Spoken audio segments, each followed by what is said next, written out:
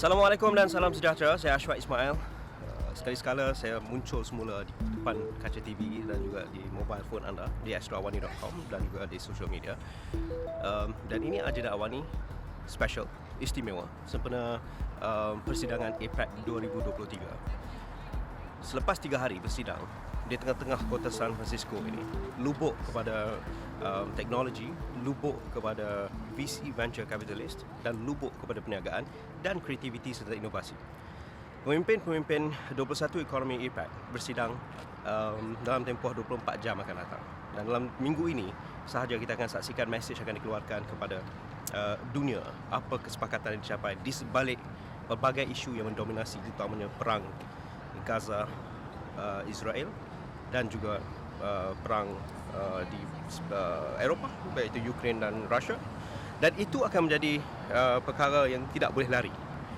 Dan bersama saya sekarang ini adalah, selepas 3 hari saya juga berada di sini sempena Multi-Stakeholder Forum, APEC Multi-Stakeholder Forum, dan ini juga adalah kerjasama sama Astro Awani dan juga World Affairs dan Commonwealth Club di San Francisco ini.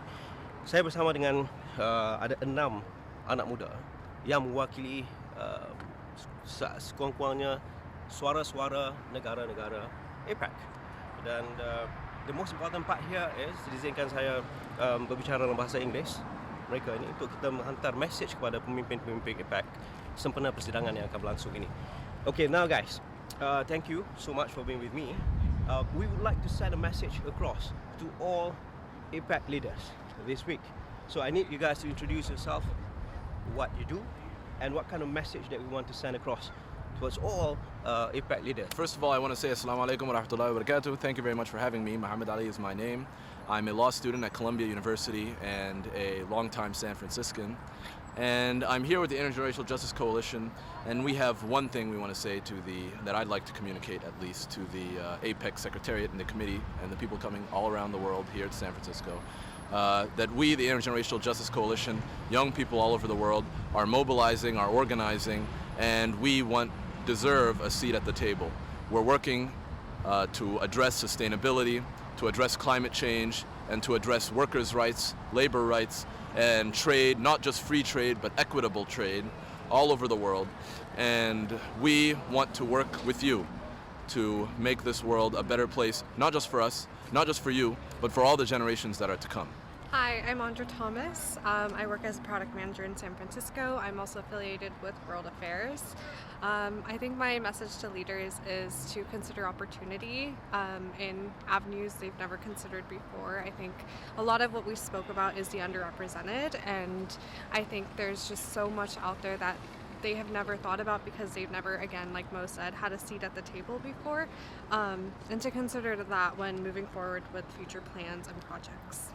Hello, I'm Alexander Kuch. I'm a global citizen, adopted from Romania to Germany and moved to New Zealand. So I first-hand experienced the positive impact that globalization can have, and that APEC has the opportunity to further enhance this, especially by giving young people like us a seat at the table to really input and contribute to the goals of APEC. And I really think that APEC should put an emphasis on that to provide us with that seat at the table and to take our perspective on not only just on addressing climate change, but on working through a just transition that includes the most marginalized people, especially youth, who are 6-fold times more likely to be negatively impacted by climate change, and they make up 60% of the Asia-Pacific region. And also they are the demographics that have the biggest growth in the future, population growth in the future. So the main core message here is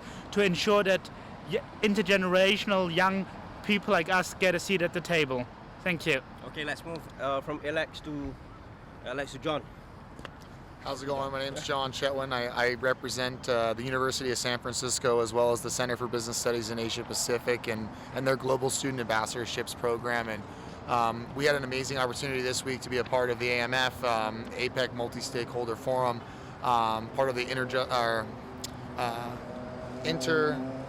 Generational Justice Coalition, which is an amazing opportunity, and really just being able to be a part of these conversations and being heard with this forum and getting access to be able to speak directly to some of our leaders and get access to some of the statements that are going to be curated and put up to that. It's been an amazing opportunity for us, and as young leaders, as individuals that are in industry as well as that want to contribute to this globalization in this APEC region in specific, just an amazing opportunity here in San Francisco and APEC 2023. So we're just having an amazing time, and we really just kind of echoing what Mo said, really with what we're looking for with the AMF is really to get access to further have these conversations and open up these conversations to more diverse groups, to really get, new voices inside these rooms to actually communicate what people are saying on the ground. And that's what you're seeing here today. That's what we're all about. Those are the conversations that we're having in the room today. It's just an amazing opportunity and super blessed to have it. Hi, my name is Hamsavardhani Tirunarayanan. I go by Anu, and I'm the Director of Equity and Community for the Sustainable and Just Future nonprofit organization. We are focused on creating environmental education with an emphasis on solutions-oriented actions. What I want to say to the APEC Secretariat and Committee and the world at large really is that youth are mobilizing across the globe to create action and conversations that are driving change. So what the APEC Secretariat needs to do is reach their hand across the aisle and work with youth across the world to make sure that our voices are being heard and that change is being made with everyone in the conversation. I'm Brandon Patterson, CEO and co-founder of Nothing But Hits, which is a media company as well as a sustainable clothing brand. And I think just echoing what all my counterparts have been saying is just a big part of this that has really been highlighted is that we just want a seat at the table. There are so many different opinions that go through all these big conversations of a just transition, what does moving towards clean energy look like, and what happens to the marginalized communities that are more affected. But, for just us to have an opinion in the room and to provide a new perspective, being, one of the generations that will be dealing with this more than some of the ones that are making the decision, we just want to connect the gaps and work with you to, help move us in the right direction. So basically we understand those are the messages we need to send across to all leaders, from President Joe Biden, President Xi Jinping, up to Prime Minister to Sri Anwar Ibrahim and the rest of the 21 economic leaders. And my question to you guys is simple. We understand the whole lots of the problems that's happening now. Now we need to understand what are the pain points. The pain points that how to move forward from here. During this transition, we understand it's not just about the energy transition, but also the just technology, artificial intelligence transition. We have a lot of transitions. And what are the pain points?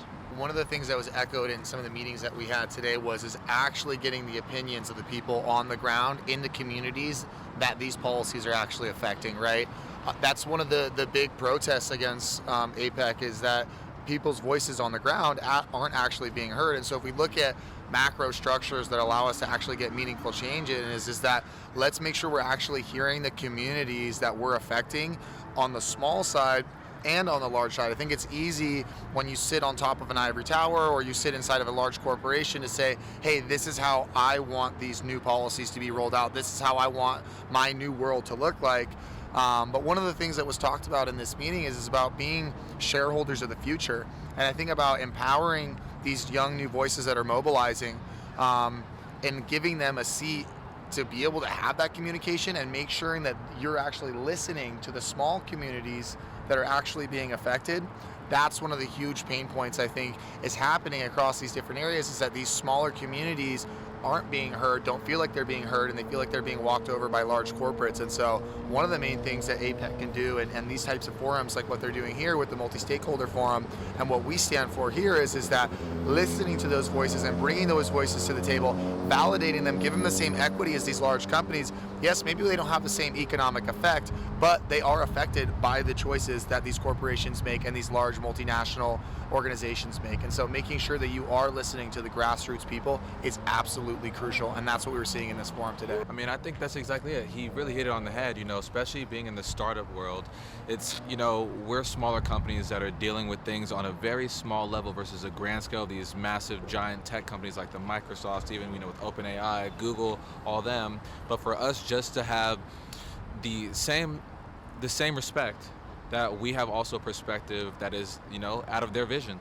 So, John hit it really on the head, perfectly saying just, really the people that are on the ground have more of an informed opinion than the ones in the ivory tower. And for us just to extend the bridge across, to give them more insight, so for these policies moving forward, this is something that could be, that can be thought of from top to bottom and bottom up.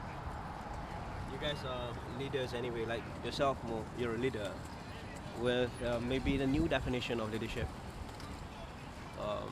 to address the current problems and moving forward from here, act like a futurist, then we work backwards. So maybe. Yeah, so I'd say the new definition of leadership is to listen. To listen. God gave us 2 ears to hear and 1 mouth to talk. Historically, our institutions have been closed door, and none of us can speak to all the issues that are occurring in the world. Some of us can't breathe, some of us can't eat, some of us can't afford a home, some of us can't find a job. There are a million problems out there that can't be listed in 2 minutes. But what I can and will say is that there were 50,000 people at the street right down there, and they were marching for justice. They were marching to be heard. They were marching to be present. And what we are concerned about here is creating institutions that will be malleable, that will be incorporating, that will be whole. Because there are many theories of justice out there, but no theory of justice is complete unless everyone has been heard. Well said. Yourself. I echo absolutely what Mo has said, and I think on that note too, I think it's impossible to not move forward without more cooperation and listening to those voices on the ground. As we're seeing, the world is changing, our climate is changing, AI is coming, it changes tech policy. We are now in a global society, whether we like it or not, and with that global society, there's different issues that every country is facing. Some countries, we talk about a just transition to energy. So for some, that means moving towards greener energy, but for some, it means having energy to begin with. And those are topics that, as APEC countries have to address and work together to come together for solutions. So those are things that we have to consider going forward. So building on, what... That's right. So, yep. Building on what my fellow speakers have said, I can only, concur that it's more than important to collaborate together. Hence the name, the multi-stakeholder forum, but actually, especially collaborate with those communities that are the most disadvantaged. And I also can share anecdotal from my work in the sustainability field that often companies don't have the trust and the social license to operate and deal with those marginalized communities. So it's essential that people like John or others build bridges with those marginalized communities and actually empower them to give them a seat at the table. And I think that APEC actually has the opportunity to do that, because one of the speakers mentioned at the AMF that actually one of the economies I think it was in Peru, is made up of the informal economy contributes approximately 65% to the national GDP. So there's a huge also business but also very social case to have a multi-stakeholder approach to this all. I concur with everyone. I believe it's important to bring in diverse perspectives and a variety of stakeholders to make sure that everyone's voice is being heard. But I also don't want to use the concept of, we're listening to the community as an excuse, as a distraction from actually creating change. The discourse is happening, the conversations are occurring, there are people mobilizing, trying to get change to happen, and what we need now is to gather the subject matter experts who are doing the research, have done the research, have the knowledge, and to gather them together to make sure that what they need or want and those demands are actually being met. All right, cool. I think the most important part here is, I think we would like to ask that everybody on the strategy to rebuild trust. The most important is about trust. Whatever you want to say, while the world is facing a lot of crisis, I think we need to talk about trust. We have to go back to the ground. We have to look deeper into the hyperlocal level of the daily life. And most important is trust. And speaking of trust, we've been talking a lot on leadership. So we need to have a strong message in order for us to rebuild trust and get trust from people in order for us to move forward. Yeah. So to rebuild trust, bringing people on board is very important, and we've all echoed that point. People need to be represented in order to feel like they're a part of anything. However, furthermore, trust is only born out of accountability.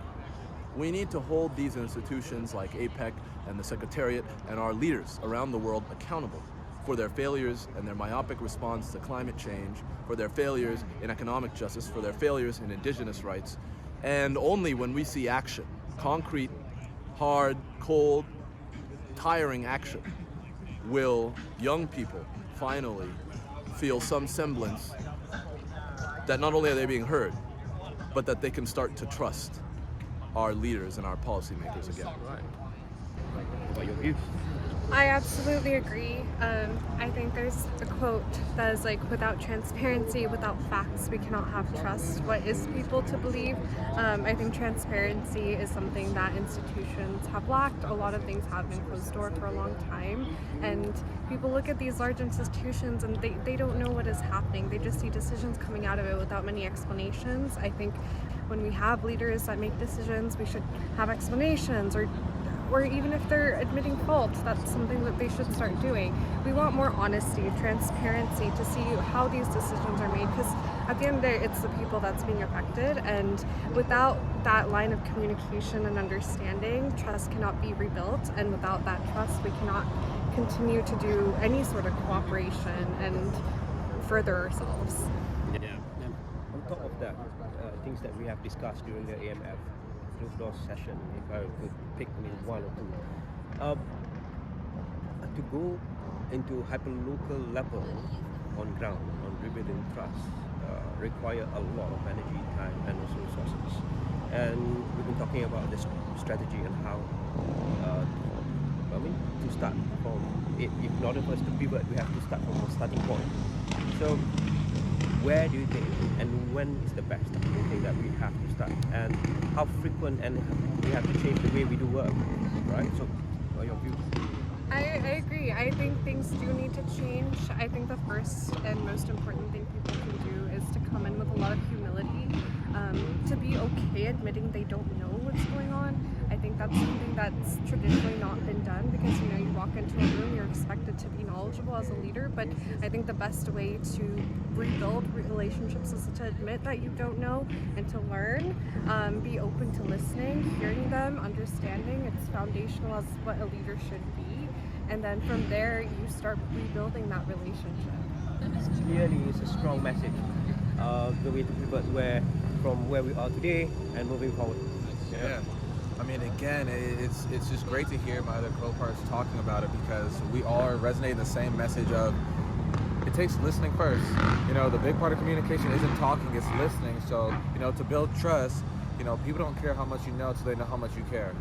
That's kind of what we're leading on here. So as long as they're able to listen first, receive perspectives from a variety of people, the ones on the ground to the ones working all the way in the middle, that's a starting point to really start building trust. And from there, then we can take gradual steps to coming together and, defining what our aligned North Star is. When we talk about communication, I think that's the most important part. Yeah. Right? Not just from leadership perspective, but also on ground. Local communities, local leaders, business leaders. So, maybe on communication, you have to expand on that. Yeah, I mean, I'm trying to think a little more just with communication. So, there's a different sides of it of first listening, but then going through the ranks of now, leading with the heart in terms of being, the human side of it. There are so many people that are affected. And again, John said it best, when you're in the ivory tower, you don't feel the pain or the pain points of the people that are on the ground. So, if you really want to build the trust, which is hand in hand with communication, listen first, then now set the vision, now come at a perspective of the people that are most effective, and, give an empowering and encouraging message for them to want to be a part of this new transition, how we combat this climate change. Right. Let's move to John. strong message on rebuilding trust, strengthening communication. Where we are today, we have to pivot, go to local level, super hyper local level, and get their trust and move forward from here. Yeah, I mean, I think that's a great point, right? How do we build trust in the communities that we've already broken down trust in? And I think it's about mending those relationships. It's about being on the ground. It's about actually going to these locations, hearing out what's going on, and implementing those policies from a ground-up approach, and really making sure that you're finding those local stakeholders that do articulate that message. And I think, you know, today we were able to speak to some of the protesters, and one of the things that I realized is that sometimes the medium of information that people access dictates a lot about how much they trust it and how much they're listening, right? And so just doing a better job of democratizing our media and information that's presented, that way people can know that the information that they're listening to or facts that they're being presented are true and right? And so one of the big things I think is to end with is that not only do you need to like listen and be on the ground, but let's do the research. Let's actually go out and actually collect the right data, get the right information from these small and marginalized communities that don't have as much access, don't have as much say. Let's start collecting the data from there. Let's not collect the data from the ivory towers and what everyone does in the United States or China and these big economies. Let's collect the data from smaller economies. Coming as a researcher, I know today when you look at a majority of studies that are published on Google Scholar or these different aspects like this, you're going to find that research that data comes from a more affluent economy. And if it's not coming from an affluent economy, it's small ends, which means there's small numbers of data that's being taken up from smaller and marginalized communities. Why are we not getting bigger data sets from these people to really understand how our policies are affecting these individuals in these smaller communities? And so I think taking a grassroots approach like that and collecting the right information to make informed decisions is absolutely crucial when it comes to building further trust and moving in the right direction. When we listen to those voices, especially among the youth, I guess one of the key things that we can actually conclude, they don't want to get trapped. And in fact, I don't want to get trapped. You don't want to get trapped in a game of political elite. And most of the time, most of the decision of those who are walking in the corridor of power, whether it's in politics, whether in business, sometimes there's a gap. Maybe John. We need to change that. Right? Yeah, I think there's a great point that there's a gap in. I think that was part of what AMF was trying to bridge today, was bridge that gap between basically what's being said in these rooms versus what's happening in the Leaders Summit later this week and at the CEO Summit. And I think that's actually a really great point, right? How do you bridge the gap? How do you get those voices heard? And how do we start actually communicating in the right ways to make that happen? And so I think, that's partly what the multi-stakeholder forum was about. That's what you're seeing happen today. And it's an arduous process forward, but I think if we continue to listen to the voices on the ground and continue to hear out what people are saying and find those stakeholders and collect the right information and articulate that up to the higher ranks, then that's super important. You talked about getting trapped, right, in this kind of political game of elites.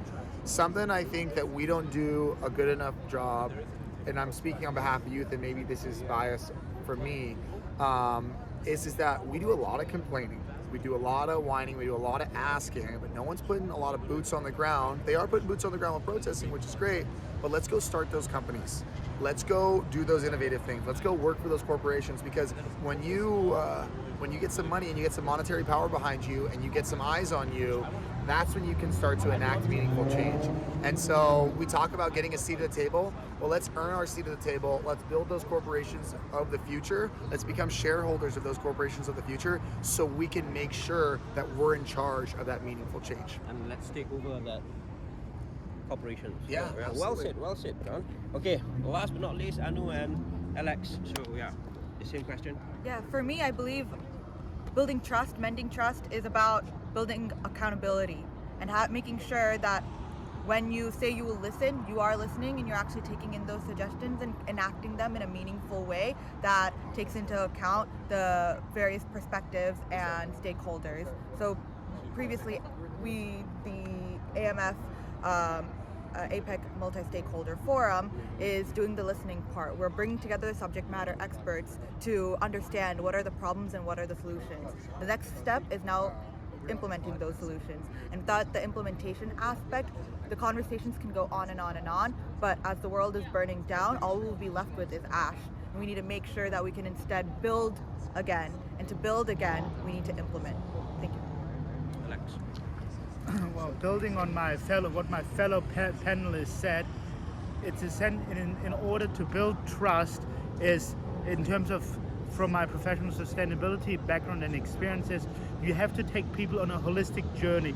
You can't just say once you've, let's say, started a project halfway and all of a sudden engage with a minority community. You actually engage with them from step one. So when I was working on projects, I actually engaged with minority communities from day one. I brought them with all the stakeholders to a table and I looked them in the eyes and I said, how can we support you? I'm no expert, I'm just here to facilitate you and empower you with resources that we have access to. And I felt that was one of the best projects that I was able to be part of, because that way we really got the buy-in from all the stakeholders and communities, because they felt listened to from day one and they actually gave us critical feedback and also supported us. And most importantly, from a public-private sector perspective, they then also gave companies a social license to actually collaborate with them, and they were able to have a far greater impact than a company trying to do something by themselves.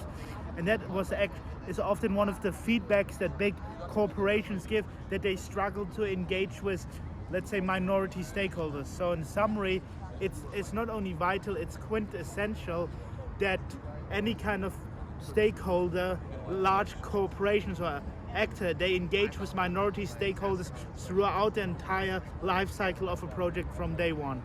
Thank you. Well, Alex, well said. Well, those are the strong messages to all APEC leaders. Mesejnya adalah jelas. Apa yang sedang berlaku, kita sedang meniti jalan transisi. Hari ini adalah hari terakhir APEC Multi Stakeholder Forum berlangsung. Di belakang bangunan ini, pada waktu siang tadi berlangsungnya protes pro Palestin. Ribuan manusia yang datang di sini juga menyatakan harapan, juga menghantar mesej yang sama. Itu yang berlaku pagi tadi, dan mesej itu juga ingin dihantar kepada pemimpin-pemimpin dunia agar melakukan kerja mereka dengan seelok-elok dan sebaik-baiknya, memikirkan humanity dan menghentikan segala perkara yang boleh membuatkan ramai manusia mati. Dan itu antara yang mesej yang kita kutip sempena berlangsungnya protes pro Palestin siang tadi. Itu cerita di siang tadi.